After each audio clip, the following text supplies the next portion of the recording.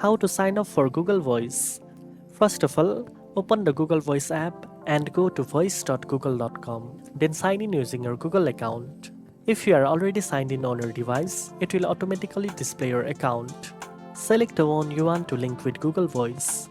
Now tap on Settings icon at the top. From there, tap on Get a Number. Now you will be asked to choose a Google Voice number. Tap Source and enter your city or area code to view the available numbers. Scroll through the list, pick a number that suits you, and tap Select to continue. After selecting your number, Google Voice will prompt you to verify your existing phone number. This step is essential for call forwarding and sending or receiving text. Tap Next, enter your mobile number, and verify it by entering the code sent to you via SMS. Once your number is verified, tap Finish and your Google Voice account will be ready.